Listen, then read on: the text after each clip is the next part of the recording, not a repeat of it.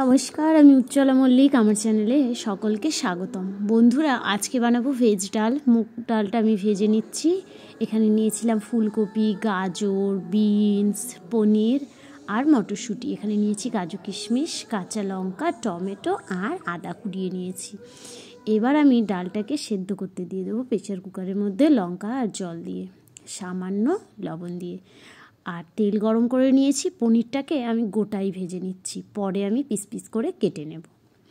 তো আমি যতক্ষণ এই পনিরটা ভাজি, আপনারা যারা আমার চ্যানেলে প্রথম, অবশ্যই চ্যানেলটি সাবস্ক্রাইব করে নিন আর বেল নোটিফিকেশনটি অন করতে একদমই ভুলবেন না, সর্বপ্রথম আমার ভিডিও দেখার জন্যে।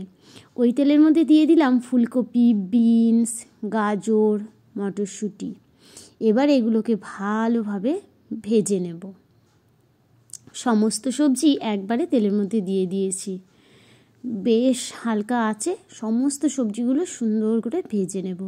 আর এখানে ওই টাইমটুকুর মধ্যে পনিরটাকেও ছোট ছোট কিউব আকারে কেটে নিলাম। আর আপনারা কিন্তু আমার চ্যানেলের ভিডিওটাকে লাইক করতে একদমই ভুলবেন না। আপনাদের একটা লাইক আমাকে কিন্তু অনেক মোটিভেশন যোগায়।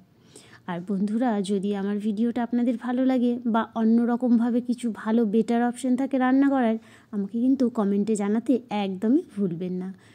সমস্ত সবজি লবণ দিয়ে ভাজা করে তুলে রেখেছি সেদ্ধ ডালের ওপরে। কড়াইতে আর একটু তেল দিয়ে জিরে আর শুকনো লঙ্কা ফোড়ন দিয়ে দিলাম কয়েকটা তেজপাতা। ফোড়নটা বেশ ভাজা হয়ে গেছে। এবার ওই তেলের মধ্যে দিয়ে দিচ্ছি কাজু কিশমিশ। এটাও বেশ ভালো করে নাড়াচাড়া করে একটু ভাজা করে নেব। এবার আমি দিচ্ছি আদা কুড়োনো আর টমেটোটা, দিয়ে দেবো সামান্য জিরের গুঁড়ো, আর দিচ্ছি লবণ আর হলুদ। এটা আমি পরিমাণ মতোই দিচ্ছি, যেহেতু আগে সবজিতেও আছে আর ডালেও সামান্য লবণ দেওয়া আছে, সেই জন্য সামান্য একটু দিলাম। এবার একটু কষে নিয়ে মশলাটা দিয়ে দিলাম সেদ্ধ করা মুগ ডাল আর ভেজে রাখা সমস্ত সবজিগুলো। বেশ ভালো করে নাড়াচাড়া করে দেখি একটু গাঢ় গাঢ় হয়ে গেছে, দিয়ে দিলাম সামান্য জল। আমার ভিডিওটা ভালো লাগলে কিন্তু আমার রেসিপিটি শেয়ার করে আপনার ফ্যামিলি বা বন্ধুদেরকে দেখতে হেল্প করবেন। সামান্য চিনি দিচ্ছি, ডালটা ফুটে উঠেছে। এইবার কিন্তু দিয়ে দিলাম পনিরের কিউবগুলো। এইবার আমি একটুখানি নাড়াচাড়া দিয়ে নেব। আর এর মধ্যে আমি দিয়ে দেব একটু আগে থেকে গরম মশলা গুঁড়ো করে রাখা ওই গরম মশলাটা, আর বেশ খানিকটা ঘি। ব্যাস তৈরি আমাদের আজকের ভেজ ডাল। ব্যাস গরম গরম ভাতে পরিবেশন করুন, খুব ভালো লাগবে। আমাকে জানাবেন আমার রেসিপিটি কেমন হয়েছিল। এতক্ষণ ধরে ভিডিওটা দেখার জন্যে সকলকে অসংখ্য ধন্যবাদ।